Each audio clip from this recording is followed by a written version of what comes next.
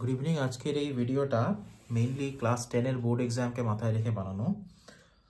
তো জেনারেলি আমরা দেখতে পাই আজকাল ক্লাস 10 এর যে কোয়েশ্চেনগুলো আসে সিবিএসই তে সেগুলো মেইনলি কম্পিটেন্সি বেসড কোয়েশ্চেন হয়।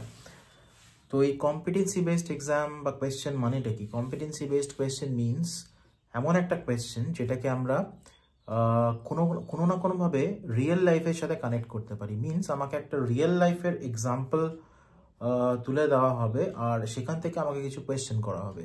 This is called competency based question. Competency based question বিভিন্ন রকমের হতে পারে, যেমন assertion reason type is one type of competency based question. আমরা আজকাল কেস স্টাডি বেসড কোয়েশ্চেন দেখতে পাই অ্যান্ড বিভিন্ন রকমের ছোটো ছোটো 2 মার্কসের 3 মার্কসের কোয়েশ্চেনও দেখা যায়, যেগুলো কিন্তু কম্পিটেন্সি বেসড জেনারেলি হয়ে থাকে। ক্লাস 10 এর 4টা চ্যাপ্টার মেইনলি আমরা দেখতে পাই। Chemical reaction and equation, chapter 2 acid base and salt, chapter 3 metals and non metals and chapter 4 carbon and its compounds. এবারে আজকে যে 10টা বা 9টা বা 8টা কোয়েশ্চেন আমি আলোচনা করব সবই কিন্তু চ্যাপ্টার 1 এর ওপর বেস করে। তো chapter 1 that is chemical reaction and equation. তো ফার্স্ট কোয়েশ্চেনটা আমরা যদি দেখি, এখানে দেখা যাচ্ছে a student burns a magnesium ribbon in air and observes a white powder forming. What type of reaction it is? Write the balanced chemical equation. এবার এই কোয়েশ্চেনটা আমরা ডিরেক্টও দিতাম বা জেনারেলি আগে দিয়ে থাকতাম। তো কোয়েশ্চেনটা নর্মালি আমরা দিতাম, যেমন what happens when magnesium ribbon is burnt in air, যেটা আমরা জেনারেলি পরীক্ষায় স্কুলের পরীক্ষায় দিয়ে থাকি বা যে কোনো টিউশনেও আমরা দিয়ে থাকি এই ধরনের কোয়েশ্চেন। বাট সিবিএসই কিন্তু এখন জেনারেলি যেটা করছে সেটা হচ্ছে এইভাবে কোয়েশ্চেনগুলোকে দিচ্ছে। তো এতে কি হচ্ছে দেখো, অ্যান্সার কিন্তু সেম থাকবে। অ্যান্সার কেমন হবে? এই হচ্ছে answer. This is the combination reaction because magnesium reacts with oxygen. Obviously আমরা জানি যে এটা ম্যাগনেসিয়াম অক্সাইড তৈরি করবে অ্যান্ড একটা হোয়াইট ফ্লেম আমরা দেখতে পাবো, অ্যান্ড দেন আমাদেরকে কেমিক্যাল রিয়াকশনটা লিখতে হবে। So this is called competency based question. Okay. Question number 2 যেটা বলছে a farmer applies quicklime CaO to an acidic soil. What type of reaction occurs? Explain with a chemical equation. Similarly, just একটা ফার্মারের মাটিতে calcium oxide ছড়ানোর কথা বলা হয়েছে। তো এখানে আমাদের এটা বলতে হবে যে কি ধরনের reaction. According to the question এটা একটা কম্বিনেশন রিয়াকশন, যেখানে কুইকলাইম যেটা সেটা ওয়াটারের সাথে রিয়াক্ট করছে and we are getting calcium hydroxide.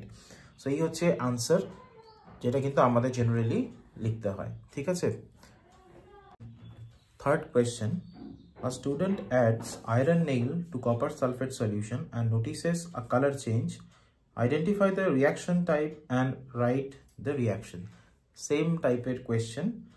So এটা একটা ডিসপ্লেসমেন্ট রিয়াকশন, যেখানে কপার সালফেটের কপারটাকে আয়রনটা গিয়ে ডিসপ্লেস করে, because iron is a more active, যাকে বলা হয় more reactive metal as compare to copper. এটাকে আমরা মেটাল ডিসপ্লেসমেন্ট রিয়াকশন বলে থাকি। Question number 4, when hydrogen peroxide is kept in sunlight it slowly decomposes into water and oxygen. Identify the type of reaction. Obviously কোয়েশ্চেনের মধ্যেই answer দেওয়া, এটা একটা decomposition reaction আর আমাদের simply লিখতে হবে রিয়াকশনটা, যেখানে H2O2 আমরা দেখছি যে ডিকম্পোজ করছে and carbon dioxide water and oxygen generally এরা এক্ষেত্রে রিয়াকশনে ফর্ম হয়ে থাকে। Next, a student adds barium chloride solution to sodium sulfate solution and observes a white precipitate. Identify the type of reaction and write the equation. Obviously আমরা এটাও জানি যে এটা একটা ডাবল ডিসপ্লেসমেন্ট রিয়াকশন। একটা কথা বলে রাখতে এখানে আমি চাইবো যে ডাবল ডিসপ্লেসমেন্ট রিয়াকশনরা কিন্তু রেডক্স রিয়াকশন হয় না, নেভার।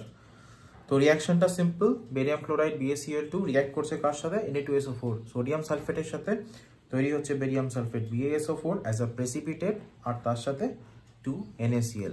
রিয়াকশন ব্যালেন্স করতে হবে, উইদাউট ব্যালেন্সিং কিন্তু মার্কস ডিডাক্ট হবে। What is oxidation and reduction? Explain with an example. আমরা জানি অক্সিডেশন মানে অক্সিজেন অ্যাড হওয়া বা হাইড্রোজেন বেরিয়ে যাওয়া।